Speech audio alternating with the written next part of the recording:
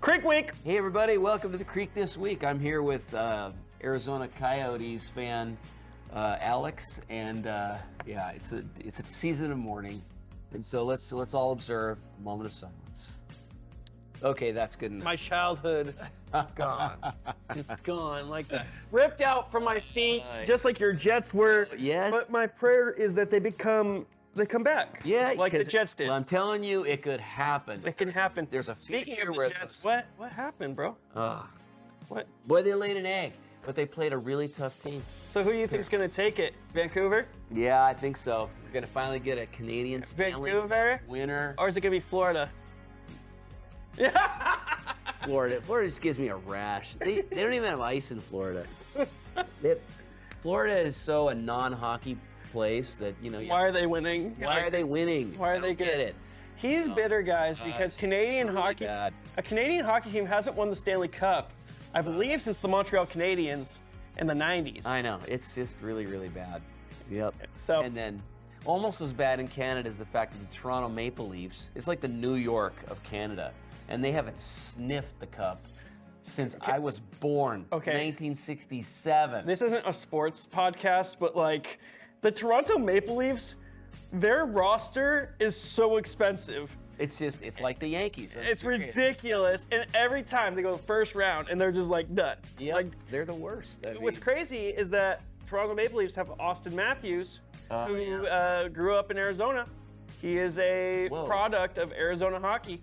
Wow, and that's a product of the Coyotes probably being there, helping up hockey, and he's IQ. a number one player. All right. So anyway, we're back to church stuff. Oh, that's right. We're talking about pastors of a church. So hey, listen, June is a month of celebration. Unlike the mourning of the Coyotes leaving Arizona, we are actually celebrating. We are. And we got lots to celebrate. So we are celebrating Dan and Brenda Hazen. We are celebrating 29 years of incredible Should we just ministry. get to 30? Let's just round it to 30. And Dan specifically being on staff, full-time and part-time for all that time. So and Brenda just being phenomenal. Incredible. So they continue forward in the roles that they've had volunteer-wise, and they're excited to do so.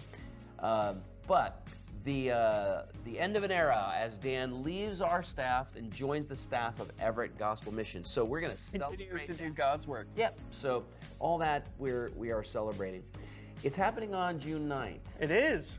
So that's the day. What I want everyone to know is that there's going to be different elements in there. Like we're going to share stories. If you've got an anecdote you want to share about your Dan story and maybe the impact that he's had in your life, contact me at rick@ac3.org, and we'll see about enfolding that into the celebration.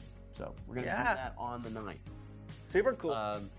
On the 2nd is Dan's celebration, his last kind of official talk as a staff member in AC3. So Dan will be teaching on June the 2nd, and don't want to miss that. Then what happens also on the 9th? Also on the 9th, we have our annual meeting. That's right. Our annual meeting, and in case you didn't know, it's important that you go to the annual meeting. That's where we talk about membership. That's where we talk about elder nominations. In order to vote, by the way, you have to be a member to vote on our elders. And we have 2 new prospective elders. Right. 2 new prospective elders. Now, we post our names like 30 days in advance. And why do we do that, Alex? So if you have any squabble with them, or if you have any concerns about these elders, you can go to us, or you can go preferably to them, as Matthew 18 would tell us to do, and you can go talk to them about whatever that issue might be, and then we can at least have that conversation, so that way when we get to the annual meeting, people are well aware of where everyone stands. Yeah, and that's just part of being a biblical community. We're a peacemaking community, and you want, if you got an issue with someone that you're going to be led by, you can kind of get that out, and that's what we want. We want to feel good about the people we're being led by, because these elders have been vetted in a really significant, serious way, and so now we're presenting them to you for affirmation by majority vote. So that's the month that we have in front of us. It's more hardcore than most job interviews. Yeah, right. It's like go after it, right? We talk to spouses and children and coworkers and the whole thing. So, and that matters, guys, because we want our, in COAT, we talked about community outreach, accountability, transcendence. The A in COAT is, it matters, right? It's the annual meeting, because we have the budget for the year. That's right. And you get to vote on that. You get to see all of the budget centers, all of the things where their tithe is going.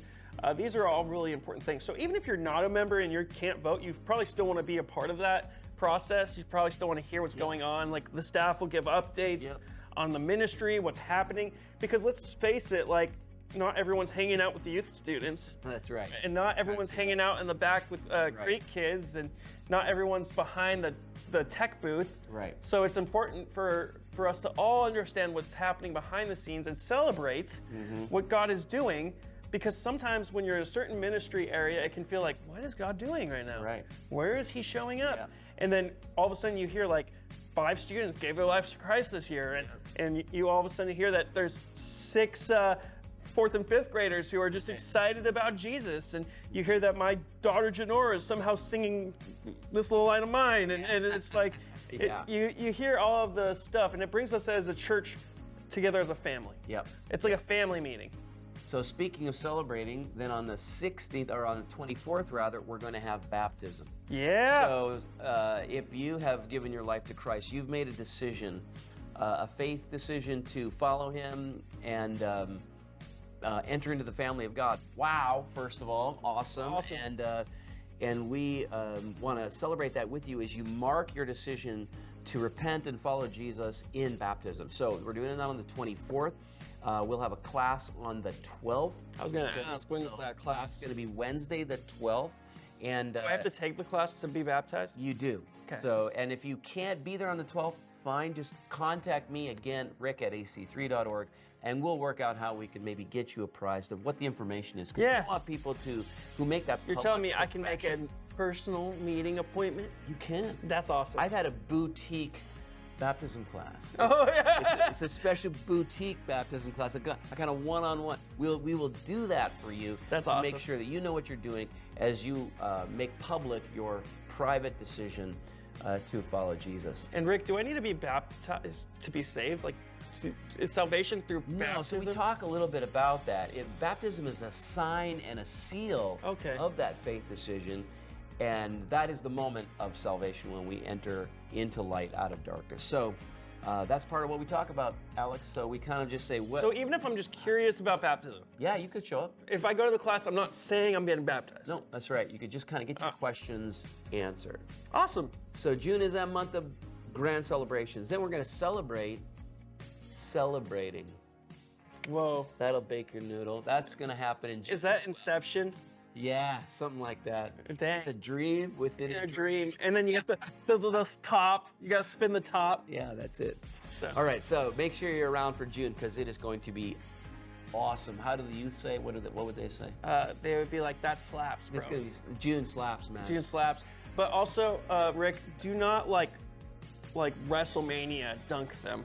Oh, okay. No, like not a. Yeah. Have you seen those like TikToks? No, I where like the pastor just like obviously that guy had some sin on him because you have to make sure it takes. Right. Yeah, that's.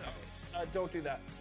Yeah, you could be baptized with this guy. I did do that. He might hold you under. I did that to Nolan. That was remember the tidal wave? I remember. It was impressive. Rookie mistake. That dude got soundly baptized. Later, guys. See ya.